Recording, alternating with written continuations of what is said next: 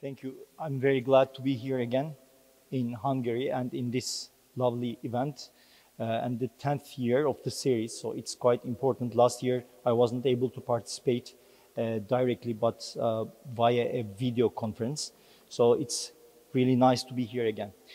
Today, I'm going to talk about the reliability or unreliability of the sources that we have in the revival of Turkish archery. The Turkish archery had great importance in the Turkish culture as a martial art, and the bow and arrow were engaged as a weapon of war and warfare and hunting, as well as it was developed as a sports tool, as can be seen here in target shooting or in distance shooting. And in distance shooting, the archers were able to reach distances over 800 meters, which also made this culture and this discipline of archery widespread and well-known. And although the movement of the revival started in early 2000s, UNESCO enlisted Turkish archery as one of the intangible cultural inheritance. So it is quite important. But here, during the revival, what we tried to revive was analyzing, finding out, and reconstructing the tools of the equipment, reviving the shooting technique and recreating the warrior, which is very much underestimated, but important. Here, there are sources that we can use. Here, I have to mention that the Hungarian archery enthusiasts did it very well because they only had archaeological findings, nothing else.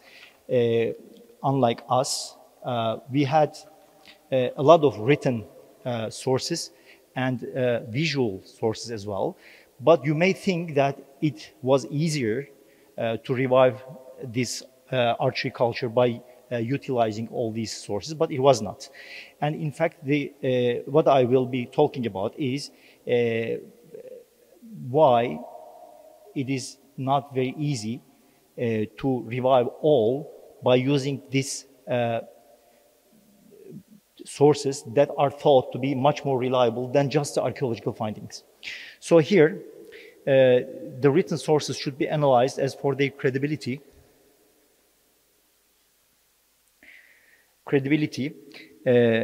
And the time period and related conjuncture, so when it was written, and the content is from that time, or is that a summary of the previously written sources. And the copying errors should be taken into consideration as well. And of course, there's another problem if it comes to working on the Turkish sources, transcription and translations, because until 1928, we have been using the Arabic alphabet. And then we switched to Latin alphabet, but it is not only about the alphabet, but also about the character of the language, because especially after the 18th century or late 17th century, the language really changed under the influence of Persian and Arabic vocabulary, mainly because of this devshirme system. Most of the members of the Ottoman military bureaucracy were not native Turks. They learned Turkish in their relatively late ages, so that's why they embraced this new chortal language, which caused problems for the researchers of future. So there are, of course, losses when you transcript the original text to Latin alphabet and then simplify it to make it understandable for the new generations. And other than that, other than the losses from transcription to translation, the old archery treatises were not written with the concept that the textbooks are written now, because they were written by scholars for scholars, and they assumed that some fundamentals were already known. So the way that they transferred the knowledge was different than the scholars who are writing textbooks now. And of course, the motivations were different too. Some were simply ordered by the Sultan, so not a real motivation which would be expected from an author. And there are contradictory descriptions in these texts, maybe because of the variations of different techniques, variations of different masters or different schools of archery, or maybe differences in equipment. For example, the bow and arrow, especially the bows, changed between the 13th century and the 16th century dramatically. So what the content of the book, a given book, is important, and at which time period it focuses is quite important. And changes in terminology was also a problem. And of course, all these were manuscripts until the 19th century or 18th century. So the copying mistakes or copying errors should be taken into consideration as well. I'm going to give you some few examples. For example, this is a 15th century treatise, in fact, a translation from a Mamluk treatise. So here you see, thank you very much, Rita Shomogi, my lovely friend, who translated that meticulously to Hungarian language, so that you can see how blurry and how ununderstandable the content may be in these written sources. And here also you see the shooting methods or types of shooting are listed, but there is no information, really no information about what kind of techniques they are talking about. And here another example, again referring to different types of shooting, but no details are giving, no information, no description, nothing. Other than these, there are changes in terminology within time. For example, here you see that the term pertab is defined as military arrow, and the second meaning was given as an arrow that flies to longer distances. But this is very paradoxical, because the military arrow is expected to be heavy, and the military arrow would not fly far. So probably what they called pertab was different in maybe 15th, 16th centuries than what they called pertab later. So here, another example for the change of the terminology. Here, for example, in the famous 19th century treatise, the glue that is used to bring the components of a composite bow together, which is harvested from a fish species, is this fish species was named Mersin morinası in this treatise, which was translated by Klopstock as Danube sturgeon, so it's Donai tokal. And this species has the scientific name Acipenser guldensteti. But Mersin morinası of the 19th century is not the same Mersin morinası in the 21st century, because the change of the terminology made the species Mersin, tuna Mersin balığı. And what we call Mersin morinası now is huso huso. As you see, they are completely different fish species. So it is the same for some woods that are used in making arrows. This kayın, which is beech in today's Turkish, was birch in the archaic Turkish. So it's quite confusing, because when you read in a treatise that the arrows are or were made of this wood, it was actually not beech but birch. So as I told you before, the spelling errors or reading the old alphabet caused some complications as well. Here, for example, in a 14th century Mamluk treatise that was written originally in the Kıpçak dialect of Turkish, you see that a grip technique is spelled like this, which is read Çengibazi. And in the critical edition here, there was an alternative reading, which was Çengelibazi. So both refer to falcon talon, referring to the shape of the wrist when holding the bow.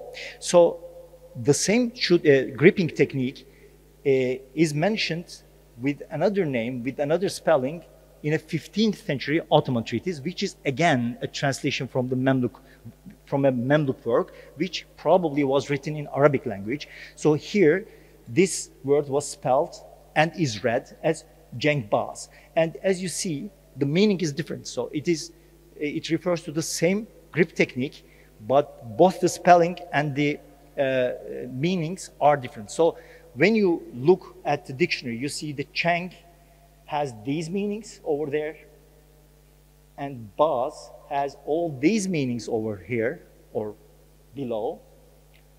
And this technique can be translated in various ways like that. So military technique, falcon talon, falcon hook, grip with a folded wrist resembling the musical instrument. Because this musical instrument, which has the name jang, is also thought to be the reason of naming this technique, because the wrist has this angulation like this instrument over there. So some more contradictory statements that you can come across in the treatises. For example, the movement of the bow hand and the releasing hand in shooting an arrow is called hatra and ferke. And here you see, this is again the 14th century Memluk treatise, originally written in Kıpçak Turkish. And here, apparently, there is something that the author made wrong, because this publication is based on a critical edition. So different copies were examined, but still they could not correct that, probably a mistake that was probably made before in the earlier copies, or maybe in the original copy. So there should be hatra instead of ferke. So it's miswritten. So, and you may think that the visuals may help where the written sources are inadequate or blurry. But as you see, they are not that reliable either, because in the Islamic world, the realistic depictions did not exist. So the miniatures, for example, are based on representation rather than description. So no realist descriptions at all. And the technique of the art and the considerations of the artists should be analyzed and understood as well to get reliable, accurate information from these visuals. And about the more realistic Western painting, there are some other problems. For instance, the painters, the foreigners, actually didn't have real access. For example, you're going to see in the next slides that some female archers were depicted, but there was no access to harem or to the household, to the female members of the household in the Ottoman world. So it was impossible for any traveler to see them in real. So they fantasized, most probably. So, and the conditions and the circumstances that these painters observed and painted what they saw is also something that the researcher has to take into consideration. I'm going to give you some examples. For example, here there are some miniatures showing sultans shooting, and this one, which is Selim II, the son of Süleyman the Magnificent, had a thumb ring on his thumb. This is a device which is used in shooting an arrow like that. If there are anyone who wants to see that from a close distance, I gave it, yes. Okay, this is the way it should be fixed, but as you see, it was depicted wrong, because their concern was not actually showing it as it was, but it was just a representation of what really happened, or the military proficiency of the Sultan or whatever.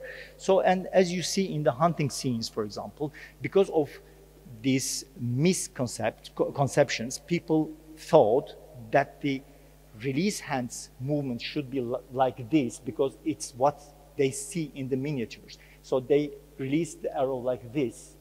But as you see, when the sultans are depicted in hunting a sort of predator by using a mace-like weapon, did they throw the mace like this?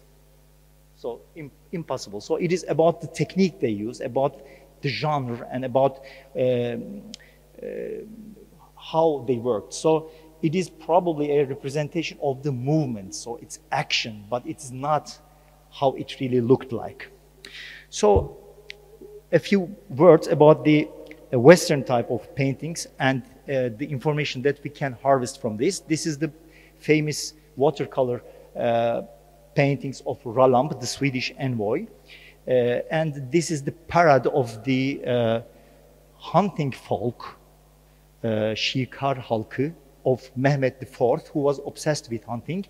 he spent most of his time in Edirne rather than Istanbul because it was the hunting.